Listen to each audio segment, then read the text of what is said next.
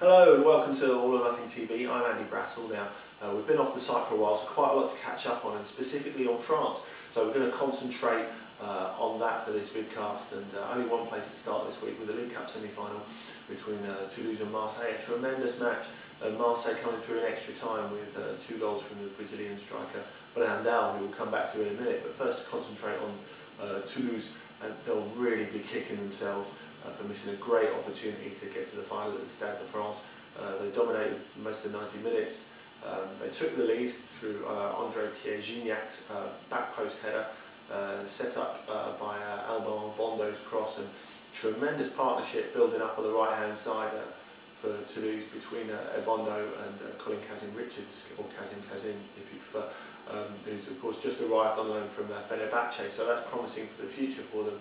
They really should have put this one away, and possibly the pivotal moment of the match was when Laurent Bonnat, the Marseille fullback, cleared off the line from Paulo Machado in the last 10 minutes. Now that would have made it 2-0 and pretty much game over, but in the end Ait-Fana had a good role in creating the equaliser from Brandão 5 minutes from the end, and Brandão went on to score the winner in extra time. Now I always feel he receives a bit of unfair stick, Brandão. I don't know if it's because perhaps Fernando Morientes, who sadly is a bit past his best now, is in reserve at the club, but I think it's mainly because he's a victim of being Brazilian, and a lot more is expected of him on a technical level, really. People are expecting a Ronaldo or a Robinho or a Romario, but it's just not going to happen with a guy who's 6.5 foot tall and built like a brick outhouse. He's a straight up target man. He's very, very effective at doing it, and he has been over the last year or so since he's been at Marseille. A lot of people who think they could maybe do with someone a bit more flamboyant, always talking about maybe punting on somewhere else. But I think generally this is something that's badly affected Marseille during the transfer window. Always talk of a turnover on the staff, and Ait-Fana linked with a move as well, and Mathieu Valbuena especially. All of those staying in the end. Rumours linking Marseille with Mancini at Inter, who of course has gone to Milan now, and Ryan Babel amongst others, Jeremy Menez, coming to nothing.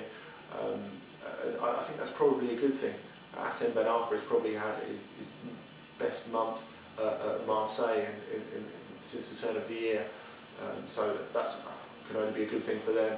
Valbuena easing his way back into the first team picture as well, and now Didier Deschamps has got his squad settled, then he can just get on with it. They've slipped from the pace a little in the league, and they've got no chance. They're down in 7th, and even if they win the game in hand, they're still 9 points off Bordeaux at the top. We'll come to Bordeaux in a minute. But Marseille have a chance in the domestic cups, and also they've got the Europa League coming up. If they get through this tie with FC Copenhagen, which looks very doable, they could be facing last 16 clash with Benfica, which with them in such a terrific goal scoring form this season could be a real mouth-watering clash. Well, Bordeaux are the leaders, and they could possibly be facing Marseille in the League Cup final as well. They've got Lorient to come, not to be underestimated. Christian Bulker's team, he's doing again wonders on a very small budget out there in the West. But they got through. Bordeaux got through the quarter-final this week. They suffered from a few weather delays, and they got through their game against the second division Sedan with a single goal from Yoann Gouffron, rather scruffy goal, and epitomised the game, and you could argue epitomises Bordeaux's performances over the last couple of months. Nothing flamboyant about their football, but they've been a real results machine, and they've got a comfortable lead at the top of Ligue 1 and good progression in the domestic cups. By grace of that, and really they've got a tremendous platform to do well for the rest of the season, that they can afford to think about the Champions League a little bit, and they've got a godsend of a last 16 tie against Olympiacos, avoided a lot of the big boys, so there's a real opportunity for them to do some damage in the back end of the competition. Now second, surprisingly second to Bordeaux in the league at the moment is Montpellier. René Girard's newly promoted side doing a tremendous job, and they won again last weekend in the league against Marseille with 2 second-half goals. The first by Ait-Fana, who's one of their young players who's doing such a tremendous job. You can catch his goal on YouTube, well worth it. Tremendous bit of footwork before his cool finish into the corner, and that's what Montpellier have got going for them. They showed all of this against Marseille in this game. The fact that they've got young players like Ait-Fana, Montagno, and there's a good balance with experienced Ligue 1 campaigners like Romain Pitot and Cyril Jeanchamp, and perhaps that's what's providing the cornerstone of their season. You don't associate stamina with underdogs, but they really are proving they've got that.